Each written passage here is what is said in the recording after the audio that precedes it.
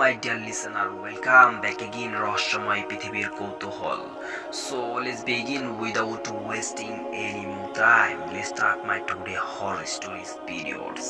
It's me Fahim Ashraf Alamin হরফে উস্তুলত ফাহিম আবারও আপনাদের মাঝে রহস্যময় পৃথিবীর কৌতূহলে এক অদ্ভুতুরে ভৌতিক ঘটনা নিয়ে হাজির হলাম.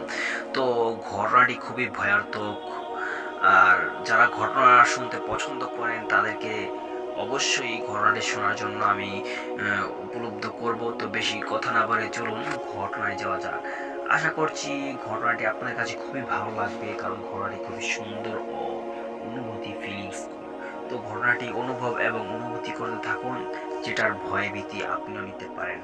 তো বেশি কথা মানে চলুন ঘটনাটি যেরকমভাবে লেখা আছে আমি আপনাদের মাঝে সেরকমভাবেই উপস্থাপনা করছি. আসসালামু আলাইকুম. অনেকদিন ধরে ভাবছি লিখবো কিন্তু আর লেখা হয়ে উঠছে না. আমি তিশা, লিখেছি সিলেট থেকে. আজকে যে ঘটনাগুলো বলবো সেগুলো আমার গ্রামের বাড়ি ঘটিত. সুনামগঞ্জের ভাটি এলাকায় আমার বাড়ি. বাড়ির আঙ্গিনা পার করলেই ধান ক্ষেত. আল্লাহর রহমতে আমাদের সবাই আছে. কোনো এক সময় আমাদের হাওর ভরে ধান করতো. 2 থেকে 3 হাজার মন ধান সংরক্ষণ করার জন্য আমার দাদা একটা বিশাল ঘর তৈরি করেন. গ্রাম ভাষায় যাকে ঘোলা ঘর বলে. জন্মের পরে ওই ঘরে শুধু ধানই রাখতে দেখেছি. আমার দাদার 2 ছেলে প্রায় 30 বছর একসাথে সংসার করার পর দুজনকে সুন্দরভাবেই আলাদা করে দেওয়া হয়. বসবাসের জন্য আমাদের দেওয়া হয় গোলা ঘর. যাই হোক, কিছু সংস্কার করে আমরা সেখানে উঠে পড়ি. 5 রুম বিশিষ্ট ঘরের একটা রুম আমার কেন জানি খুব অবস্থিত লাগত. পড়াশোনার কারণে বাড়িতে তেমন থাকা হয় না. আব্বা আম্মা দাদা দাদি তারাই বাড়ির স্থায়ী বাসিন্দা. আমার সব রুমের পছধারণা থাকলেও ওই রুমটা খালি থাকে বছরের বেশিরভাগ সময়. অবস্থিত হওয়ার বাড়িতে গেলে আমিও ওই রুমটা এড়িয়ে চলি. আসল ঘটনায় আসা যাক. 2023 সালের রমজান মাস. আমি যখন বাড়িতে, একে তো রমজান মাস, তার উপর আবার বৈশাখ মাস. ধান কিনা হয় সারা বছরের জন্য. সারাদিন রোজা রেখে ধানের কাজ, ঘরের কাজ করে ক্লান্ত ছিলাম সেদিন অনেক বেশি. সেহরি শেষ করে আম্মাকে বললাম, খবরদার আমারে ঘুম থেকে ডেকে তুলবা না বলে ঘুমালাম. আমার রুমটা ঘরের পিছনে উপরের বড় বড় গাছ থাকায় তুলনামূলক ঠান্ডা অনুভব হয়. ঘুমিয়ে গেলাম. আম্মা যে কখন কাছে এসে ঘুমালো টের পাইনি. আম্মা গভীর ঘুমে নাক ডাকছে. শব্দের কারণে আমার ঘুম ভেঙে যায়. রাগে বিরক্ত হয়ে আমি উঠে বসি. চোখে তখন সে কি ঘুম, কিছু না ভেবেই চলে যাই ওই রুমে. যথারীতি ফ্যান ছেড়ে ঘুমিয়ে গেলাম.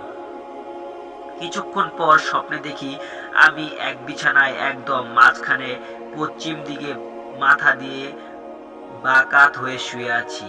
পাশে কে যেন একটা শুয়ে আছে. কেউ বিরক্ত হলে যেমন কিছু মৃদু মৃদু আওয়াজ করে, এরকমই আওয়াজ করছে আর বারবার পাশ বদলে করছে. অতিরিক্ত গরম লাগছিল আমার. একটা সময় প্রচন্ড গরমে আমার ঘুম ভেঙে যায়. হালকা চোখ খুলে দেখি ফ্যান ঠিকই চলছে, কিন্তু বাতাস আমার কাছে পৌঁছাচ্ছে না. সারা শরীর ঘেমে ভিজে উঠছে একদম. ভালোভাবে চোখে খুলে দেখি সবকিছু একদম স্তব্ধ, কোথাও কোনো আওয়াজ নেই. রুম ভর্তি ভ্যাপসা গরম আমার দম করে ফেলছিল. একটু হুঁশ ফিরিয়ে দেখি সবকিছু আমার দেখা স্বপ্নের সাথে মিলে গেছে. কিন্তু আমার স্পষ্ট মনে ছিল আমি উত্তর দিকে মাথা দিয়ে ঘুমাচ্ছিলাম. পিঠের দিকে অসহ্য গরম. পাশ ফিরে তাকানোর সাহস পাচ্ছিলাম না. সাহস করে আয়াতুল কুরসি পড়া শুরু করা মাত্রই বিছানাটা একটু কেঁপে উঠল. যেমন কেঁপে উঠে কেউ নেমে গেলে চোখ বন্ধ করে বিছানা থেকে নেমে এক দৌড়ে চলে আসি আম্মার কাছে. ওই রুম থেকে বের হওয়ার পর সাথে সাথেই আমি শব্দ শুনতে পাচ্ছিলাম, সবকিছু একদম স্বাভাবিক। আম্মা ঘুম থেকে ওঠার পর সবকিছু খুলে বললাম, মাফ চাইলাম, মাফ করে দিলেন, বললেন এসব কিছু না, গল্প পড়ো, মুভি দেখো ভূতের, এই জন্যই হয়তো এমন হয়েছে। আমি আম্মার সাথে আর কথা বাড়ালাম না। ওই দিনের পর থেকে আমার নিজেকে নিজের কাছে খুব ভারী ভারী লাগতো, মনের শান্তি একদমই হারাইয়া ফেলছিলাম। একটু রেগে যাওয়া, খাওয়া দাওয়ার অরুচি, কারণে অকারণে কান্না করতাম, রাতে ঘুম ভেঙে যেত, আর ঘুম আসতো না, কোনো কিছুতে মনোযোগ দিতে পারতাম না, পড়াশোনার খুব বাজে অবস্থা, অনেক ভয়ানক স্বপ্ন দেখতাম, শ্বাস নিতে কষ্ট হতো, মাঝে মাঝে শ্বাস নিতে পারতাম না, আবার কোন সময় বের করতে পারতাম না। এই সব অশান্তি সাথে পড়াশোনার চাপ, 1 বছর আমি অতিষ্ঠ হয়ে উঠি একদম। 24-এর শেষের দিকে বাড়ি যাই। আম্মার কাছে মনে হয়েছিল একটু শান্তি পাবো। বাড়ি যাওয়ার পর আম্মাকে সবকিছু খুলে বলি। আম্মা বললেন, ঠিক আছে, এদিকে একজন ভালো মাওলানা আছেন, তোমার আব্বা কালকে সময় করে একবার নিয়ে যাবেন।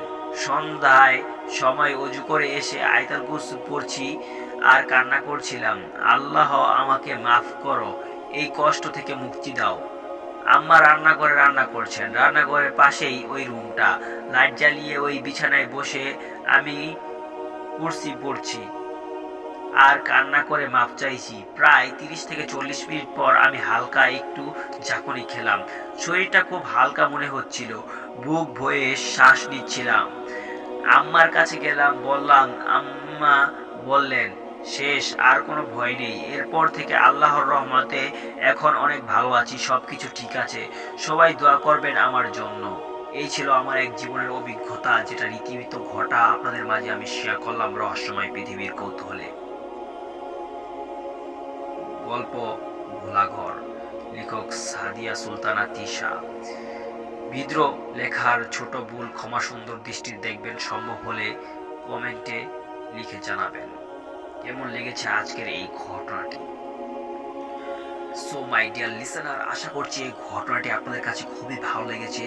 আশা করছি এটার অনুভব আপনারাও করেছেন, ইমাজিন করতে পারেন এটা যদি আপনার সাথে হতো আপনি কি করতেন এবং আপনার কাছে কেমন লাগতো, আপনি তখন কি করতেন, সেটা হলো অবশ্যই কমেন্টে লিখে জানিয়ে দিন।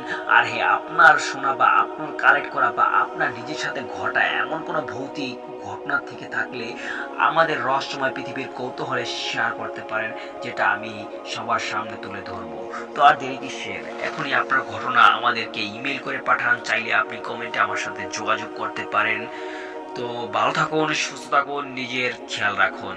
দেখা হচ্ছে পরবর্তী এমনই একটি দুর্লভ ভয়ঙ্কর ভৌতিক গা হিম করা ঘটনা নিয়ে।